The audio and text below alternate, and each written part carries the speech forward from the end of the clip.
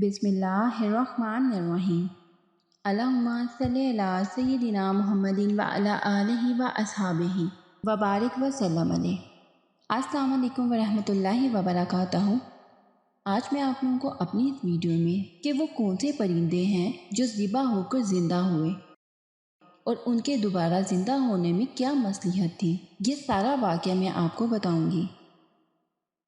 حضرت ابراہیم خلیل اللہ علیہ السلام نے خداوند قدوس کے دربار میں یہ عرض کیا کہ یا اللہ، تو مجھے دکھا دے کہ تو مردوں کو کس طرح زندہ فرمائے گا۔ تو اللہ تعالیٰ نے فرمایا، اے ابراہیم، کیا اس پر تمہارا ایمان نہیں ہے؟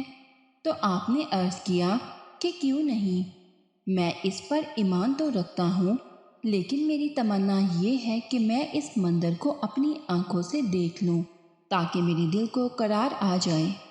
تو اللہ تعالیٰ نے فرمایا کہ تم چند پرندوں کو پالو اور ان کو خوب کھلا پلا کر اچھی طرح ہلا ملا لو، پھر تم انہیں ذبح کر کے ان کا قیمہ بنا کر اپنے گرد و نواح کے چند پہاڑوں پر تھوڑا تھوڑا گوشت رکھ دو، پھر ان پرندوں کو پکارو تو وہ پرندے زندہ ہو کر دوڑتے ہوئے تمہارے پاس آ جائیں گے اور تم مردوں کے زندہ ہونے کا منظر اپنی آنکھوں سے دیکھ لو گے۔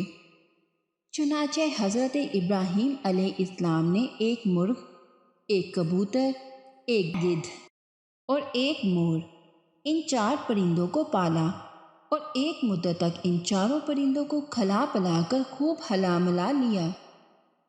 پھر ان 4 پرندوں کو ذبح کر کے ان کے سروں کو اپنے پاس رکھ لیا اور ان 4 کا قیمہ بنا کر اطراف و جوانب کے پہاڑوں پر رکھ دیا اور دور سے کھڑے ہو کر ان پرندوں کے نام لے کر پکارا کہ اے مرغ، اے کبوتر، اے گدھ، اے مور۔ آپ کی پکار پر ایک دم پہاڑوں سے گوشت کا قیمہ اڑنا شروع ہو گیا اور ہر پرندے کا گوشت، پوست، ہڈی، پر الگ ہو کر 4 پرند تیار ہو گئے اور وہ 4 پرند بلا سروں کے دوڑتے ہوئے حضرت ابراہیم علیہ السلام کے پاس آ گئے اور اپنے سروں سے جڑ کر دانہ چگنے لگے اور اپنی اپنی بولیاں بولنے لگے۔ حضرت ابراہیم علیہ السلام نے اپنی آنکھوں سے مردوں کے زندہ ہونے کا منظر دیکھ لیا اور ان کے دل کو اطمینان و قرار مل گیا۔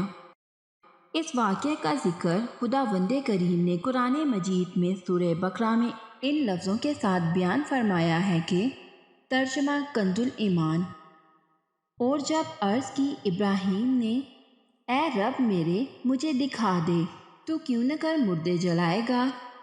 فرمایا، کیا تجھے یقین نہیں؟ عرض کی، یقین کیوں نہیں، مگر یہ چاہتا ہوں کہ میرے دل کو قرار آ جائے۔ فرمایا، تو اچھا 4 پرندے لے کر اپنے ساتھ ہلا لے، پھر ان کا ایک ایک ٹکڑا کر کے پہاڑ پر رکھ دے اور پھر انہیں بلا، تیرے پاس چلے آئیں گے، پاؤں سے دوڑتے اور جان رکھ کے۔ اللہ غالب حکمت والا ہے۔ اس قرآنی واقعے کی روشنی میں اللہ ہم سب کو ہدایت کا نور دکھا دے۔ آپ لوگوں سے ریکویسٹ ہے کہ اگر ویڈیو اچھی لگے تو اس کو صدقہ جاریہ سمجھ کر آگے ضرور شیئر کریے گا تاکہ جو لوگ اس واقعے کو سنیں ان کا ایمان تازہ ہو اور ان کے علم میں اضافہ ہو۔ اگلی ویڈیو تک اپنا خیال رکھیے گا۔ اللہ حافظ۔